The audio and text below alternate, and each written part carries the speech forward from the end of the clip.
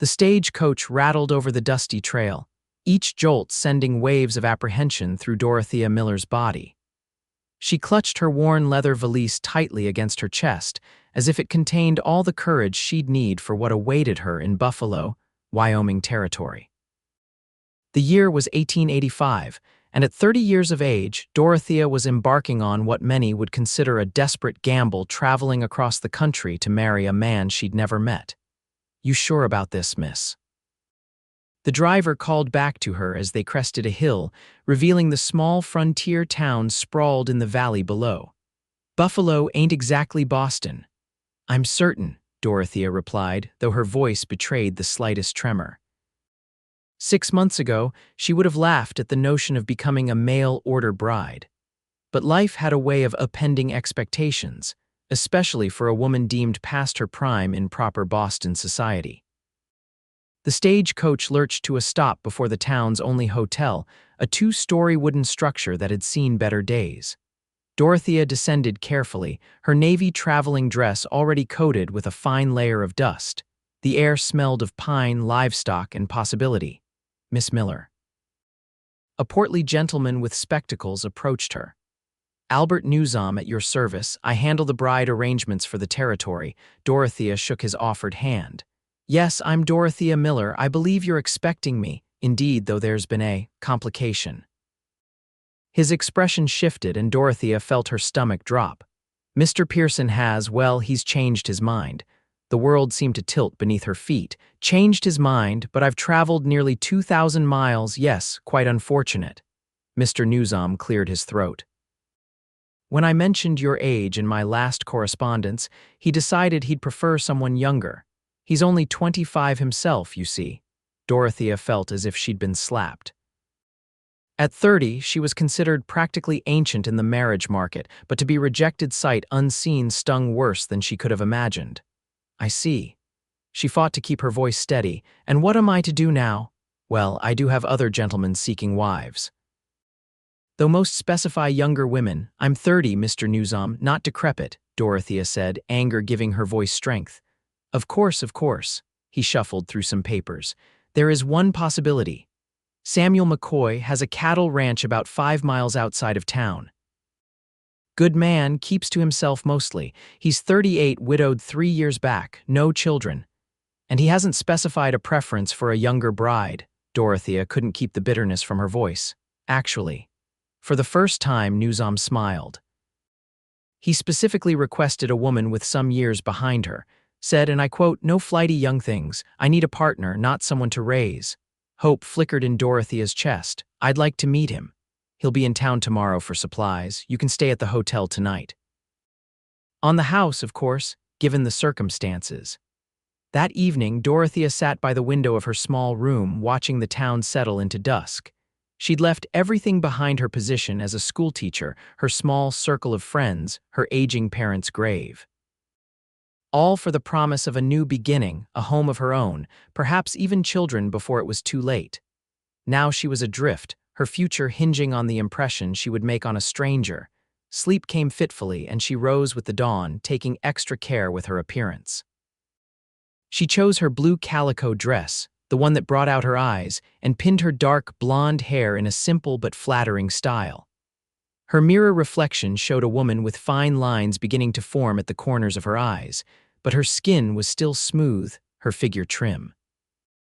Not a girl, certainly, but a woman with dignity and poise. Dorothea made her way downstairs to the hotel dining room, nervously sipping a cup of bitter coffee while watching the street through the window. The town was coming to life, shopkeepers opening their establishments, cowboys leading horses to the smithy, women carrying baskets to the general store. "Miss Miller," Mr. Newsom appeared at her table. "Mr. McCoy is at the general store if you'd like to meet him." Her heart hammered as she followed Newsom across the dusty street. The general store was crowded with morning customers, but Dorothea immediately spotted the man Newsom was leading her toward. Samuel McCoy stood a head taller than most men present, with broad shoulders and a straight back. His face was weathered by sun and wind, his dark hair streaked with silver at the temples. When he turned at Newsom's greeting, Dorothea was struck by eyes the color of a summer storm. Sam, this is Miss Dorothea Miller, the lady I mentioned. Newsom's introduction seemed to echo in the suddenly quiet store. Samuel McCoy's gaze swept over her, not in the appraising way she'd grown to dread from men, but with a steady, respectful assessment. He removed his hat, revealing more of that silver-streaked hair. Miss Miller. His voice was deep with a slight rasp. Pleasure to meet you, Mr. McCoy. She extended her hand, which he took gently. 30, you said? He directed this question to Newsom, though his eyes remained on Dorothea. Dorothea felt her cheeks flush. Yes, Mr. McCoy, 30 last April. A smile touched his lips, softening the stern lines of his face. Perfect age, if you ask me, old enough to know your own mind, young enough to start fresh. He released her hand. Newsom tells me you're from Boston. Yes, I was a schoolteacher there, Samuel nodded. Educated then, good. Ranch life isn't easy, Miss Miller, but it's honest. If you're interested, I'd like to show you my place, see if it might suit you. Dorothea realized he was offering her a choice, not merely selecting her as one might a horse at auction. The consideration warmed her more than she expected. I would like that very much, Mr. McCoy. They agreed to depart after Samuel finished his business in town. Dorothea returned to the hotel to gather her belongings, her mind racing. She hadn't expected to make a decision so quickly, but the alternative was to remain in Buffalo with dwindling funds, hoping for another prospective husband. Samuel arrived at the hotel with a wagon, helping her up to the seat with strong, careful hands. As they left the town behind, he spoke of his ranch, 200 acres, 50 head of cattle, a sturdy house he'd built with his own hands. He asked about her life in Boston, listening attentively to her descriptions of the school where she'd taught. What made you decide to come west? He finally asked as they traveled through a pine forest. Dorothea hesitated, then opted for honesty. My parents died last winter within weeks of each other. The school where I taught was reducing staff, and at 30 my prospects for marriage in Boston were, she paused, limited. Samuel made a sound that might have been a snort. Boston men must be fools. The compliment gruffly delivered brought a smile to her lips. Perhaps they simply prefer younger women. Youth is overrated, he said. My wife was 19 when I married her, 23 when she died. Childbirth. His hands tightened on the reins. She was sweet and pretty, but we had little to talk about. I've learned that a true partnership requires more. I'm sorry for your loss, he nodded in acknowledgement. The ranch is just over this rise. As they crested the hill, Dorothea caught her breath. Below them spread a valley cradled by mountains, a creek winding through lush grassland where cattle grazed.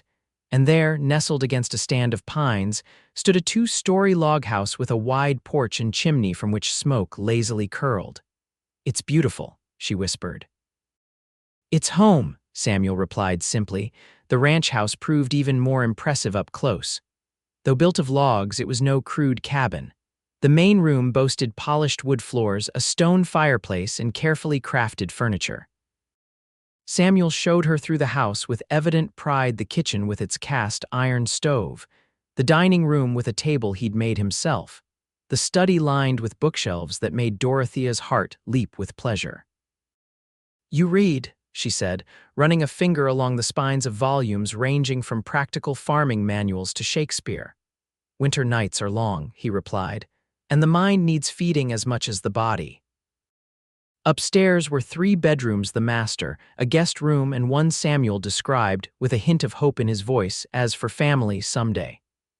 As evening approached, they sat on the porch with coffee, watching the sun sink behind the mountains. I want to be clear about what I'm offering, Miss Miller, Samuel said.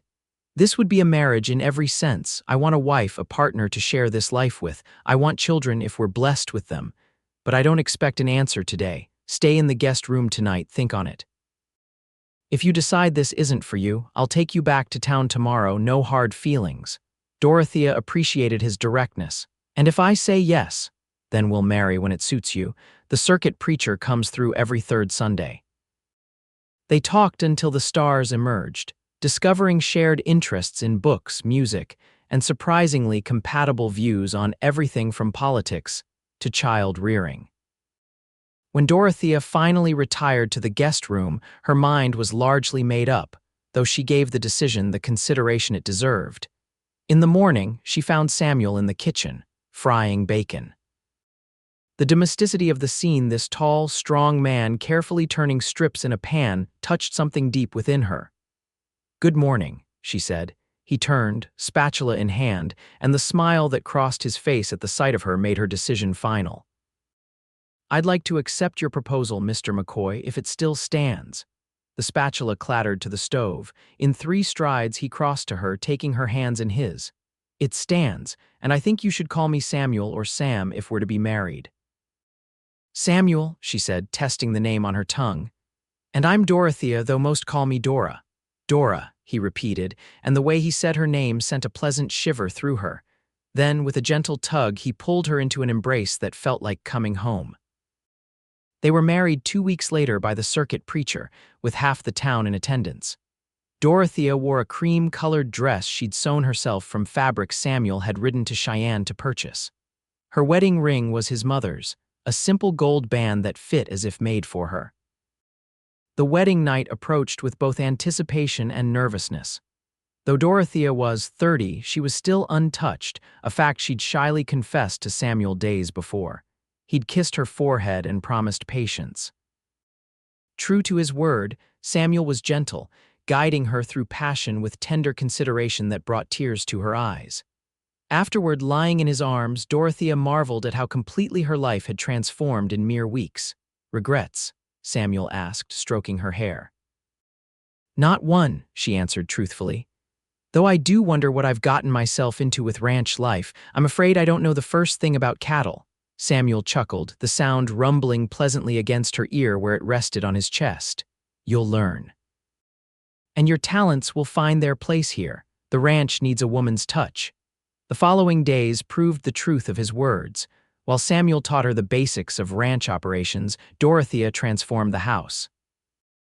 She planted a vegetable garden beside the kitchen, organized the pantry, and began making curtains for the bare windows. She discovered a talent for bread making that delighted Samuel, who confessed he'd been surviving on hardtack for years. Their evenings were spent on the porch or by the fire, reading aloud to each other or simply talking. Dorothea learned about Samuel's childhood in Missouri, his journey west as a young man, the early struggles to establish his ranch. In turn, she shared stories of Boston, her years teaching, her dreams of family. "I'd given up on having children," she admitted one night. "At 30, I thought that door was closing." Samuel pulled her closer. "Plenty of women have babies well into their 30s and beyond. My mother had my youngest sister at 38. His hand drifted to her still flat stomach. "And I intend to do my best to see you with a child, Mrs. McCoy." The intimate moment was interrupted by frantic pounding on the front door. Samuel was instantly alert, reaching for the rifle he kept nearby. "McCoy, you in there? It's Davis from the South Range." They hurried to the door to find one of Samuel's ranch hands, blood streaming from a gash on his forehead. "Rustlers, boss, hit the South herd, they got Jim." Samuel turned to Dorothea, his expression grave. "Stay here, bolt the door. There's a shotgun in our room if you need it." Before she could protest, he was gone, riding into the darkness with Davis and the 2 other hands who lived in the bunkhouse. Dorothea spent a sleepless night pacing the floor, shotgun at the ready, praying for her husband's safe return. Dawn was breaking when she heard horses approaching. Through the window, she saw Samuel dismounting, his shirt bloodied but his movements strong. She flew to the door. "Are you hurt?" "Not mine," he assured her, pulling her into a tight embrace. "We caught up to them, got most of our cattle back." His face darkened. "Jim didn't make it." The next days were somber as they buried Jim Henderson, a young cowhand who'd worked for Samuel for only 6 months. Dorothea met the other hands properly for the first time at the funeral. Davis with his now stitched forehead, Hank, who was old enough to be her father, and Carlos, who spoke little English but nodded respectfully when introduced. These men, she realized, were part of her life now too. The rustler incident brought home the realities of frontier life.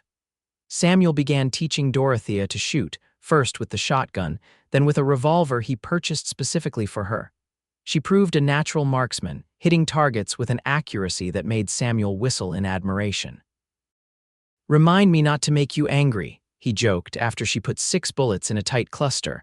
"I'm a very even-tempered woman, Mr. McCoy," she replied primly, "unless someone threatens my home." Summer passed in a rhythm of work and discovery. Dorothea learned to ride astride rather than side-saddle, much to her initial embarrassment and eventual delight.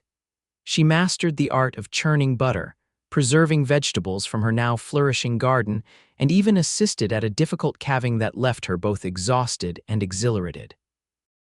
"You're a natural ranchwoman," Samuel told her afterward, pride evident in his voice. "I'm not sure my finishing school instructors would agree," she laughed, still wiping her hands on her apron. "To hell with them," Samuel said, sweeping her into a kiss that tasted of sunshine and promise.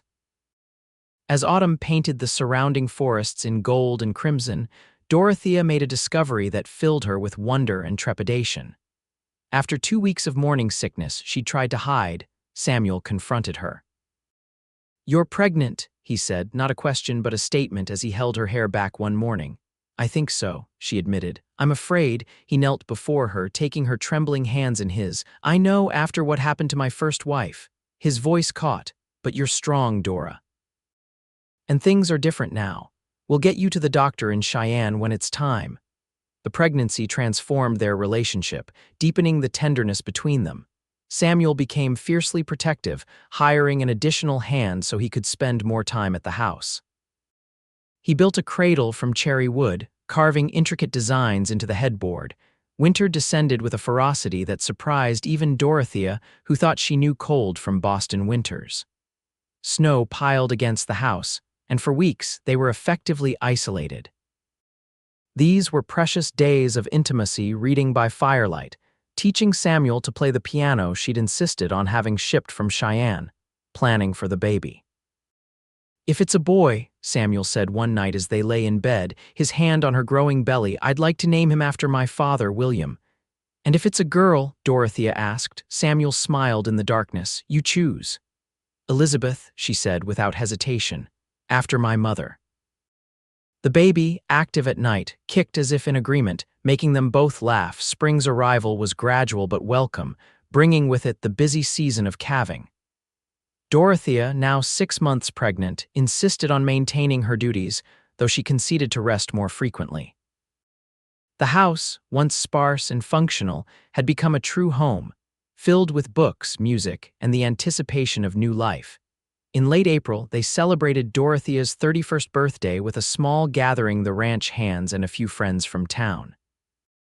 As they sat around a bonfire under the stars, Dorothea found herself marveling at the unlikely path that had led her here, to this man, this place, this life. "Happy?" Samuel asked quietly, noticing her contemplative expression. "Beyond measure," she replied, leaning against his solid warmth. May brought wildflowers carpeting the meadows and increasingly uncomfortable nights for Dorothea as her due date approached. Samuel had arranged for a midwife from Cheyenne, Mrs. Abernathy, to stay with them for the final weeks. The woman arrived with a no-nonsense attitude that Dorothea found reassuring.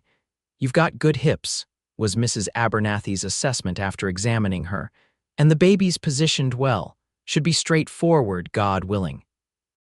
The labor began on a stormy night in early June, thunder crashing as Dorothea's waters broke. Samuel's face drained of color, memories of his first wife's death clearly haunting him, but he stayed steady, following Mrs. Abernathy's instructions without question. For 18 hours, Dorothea labored, drawing on reserves of strength she hadn't known she possessed. Samuel never left her side, wiping her brow, supporting her back, murmuring encouragement even as fear lurked in his eyes. "I can see the head," Mrs. Abernathy announced finally. "One more big push, Mrs. McCoy." With a cry that seemed torn from her very soul, Dorothea pushed, and moments later the room filled with the indignant wail of a newborn. "A boy," Mrs. Abernathy declared. "A fine, healthy boy." Samuel's face transformed, joy replacing fear as he cradled his son. "William," he whispered. "William Samuel McCoy." He brought the baby to Dorothea, who reached for her child with trembling arms. "Hello, William," she said, tears streaming down her face as she counted 10 perfect fingers and toes. When she looked up at Samuel, she found him watching her with an expression of such profound love that words seemed unnecessary. The first months with baby William were a blur of exhaustion and joy. The child had his father's stormy eyes and his mother's determination, making his presence known with lusty cries whenever he had a need. Samuel proved an attentive father, as comfortable changing diapers as he was handling cattle. As William grew stronger, Dorothea gradually resumed her duties around the ranch. She often worked with the baby strapped to her chest in a carrier Carlos's wife had shown her how to make, singing softly as she kneaded bread or planted late summer vegetables. One evening, as they sat on the porch watching the sunset, William sleeping peacefully in Dorothea's arms, Samuel broke a comfortable silence. "I've been thinking," he said. "The ranch is doing well. We could expand by the Henderson property that's up for sale. Build something that will be William's someday and any brothers or sisters that might come along." Dorothea smiled, recognizing the question behind his words. "I'd like more children. Not immediately, perhaps, but yes." Samuel's hand found hers. "When I put that advertisement for a bride, I never imagined." He paused, searching for words. "I was looking for companionship, someone sensible. I didn't expect to fall in love." "Nor did I," Dorothea admitted. "When Mr. Newsom told me I'd been rejected for being too old, I thought I'd made a terrible mistake coming west." "Thank God for narrow-minded fools," Samuel said fervently. "Their loss my gain." William stirred, making small mewling sounds that suggested he'd soon demand feeding. Samuel took him gently from Dorothea's arms. "Go on in, I'll sit with him a bit longer." Watching her husband cradle their son against the backdrop of their ranch, Dorothea felt a completeness she'd never imagined possible when she'd boarded that stagecoach a year earlier. At 31, she wasn't the young bride society expected, but she was exactly where and when she was meant to be.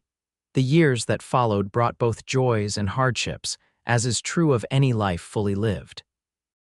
The Henderson property became part of the McCoy ranch, increasing their holdings significantly. William grew into a sturdy toddler with his father's quiet determination and his mother's quick mind. When William was 2, Dorothea gave birth to twins Elizabeth and Robert, a double blessing that left her bedridden for weeks afterward, but ultimately strengthened the family bonds. Samuel proved himself not just a husband and rancher, but a true partner, managing both the ranch and the children during Dorothea's recovery. The ranch prospered under their joint stewardship. Dorothea's education and organizational skills complemented Samuel's practical knowledge and work ethic.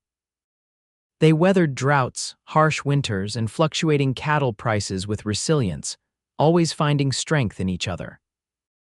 As the children grew, Dorothea established a small school in one of the ranch outbuildings, teaching not only her own children but those of neighboring ranchers and the ranch hands.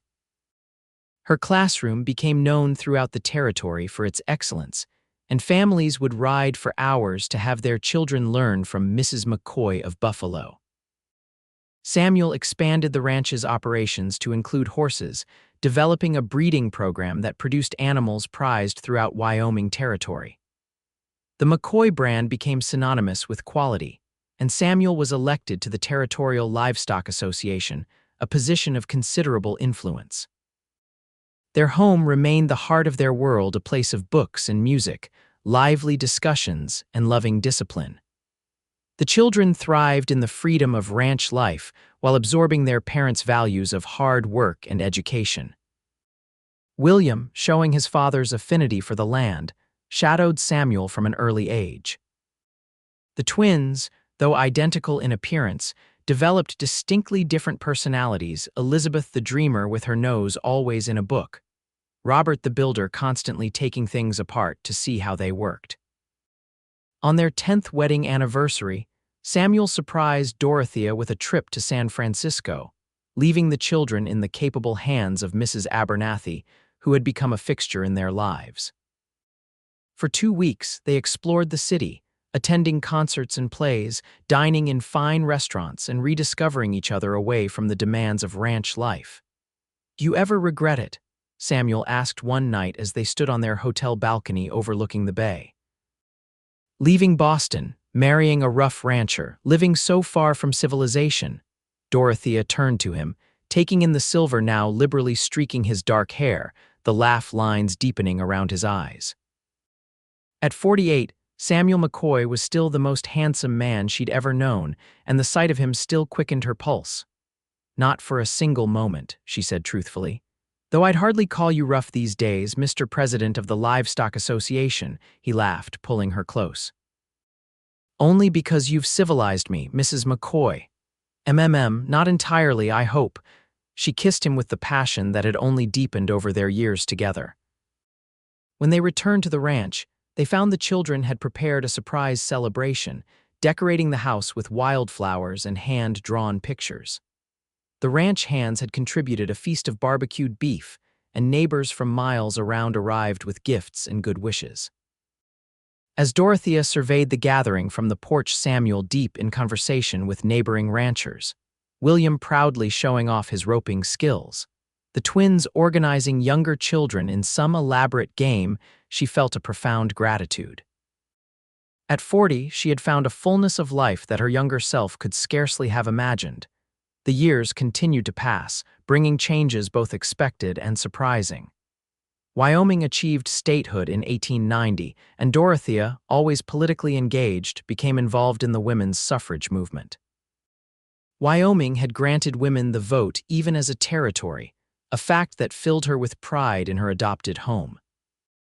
William, at 18, enrolled at the University of Colorado to study agricultural science, returning on breaks with new ideas for ranch management that sometimes clashed with his father's traditional methods. These differences led to heated discussions around the dinner table, but ultimately pushed the ranch toward modernization. Elizabeth, showing her mother's love of education, declared her intention to become a teacher, while Robert revealed an unexpected talent for medicine after successfully setting a ranch hand's broken arm when the doctor was unavailable. The twins left for college on the same day, leaving the ranch quieter than it had been in 16 years. With the children grown, Dorothea and Samuel entered a new phase of their partnership. They traveled more to Denver for livestock shows, to Washington, D.C. When Samuel testified before Congress on Western land use, to Boston, where Dorothea reconnected with old friends who marveled at her transformation from prim school teacher to confident rancher's wife. When William married his college sweetheart and brought her to live in a newly built house on the ranch property, Dorothea felt the circle of life continuing. And when, a year later, she held her first grandchild, a girl they named Dorothea, she experienced a joy that rivaled the birth of her own children.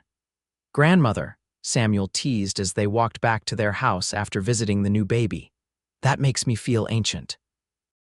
"You're still young enough where it matters," she replied with a meaningful glance that made him laugh and pull her close. By the time they celebrated their 25th wedding anniversary, the McCoy Ranch had grown to over 1,000 acres, with William managing day-to-day operations while Samuel focused on breeding horses. Elizabeth had returned from college to take over the ranch school, expanding it into a proper academy with 3 additional teachers. Robert was completing medical school in Denver, planning to establish a practice in Buffalo that would serve the surrounding ranches. For their anniversary, the children organized a renewal of vows ceremony followed by a dance that brought together everyone who had been part of their journey from Mr. Newsom, now elderly but still matching couples with surprising success, to Mrs. Abernathy, who claimed credit for William's safe delivery, to Davis, who had risen to ranch foreman and now had grandchildren of his own. As Samuel led Dorothea in a waltz under lantern light, she reflected on the unlikely path that had brought her west.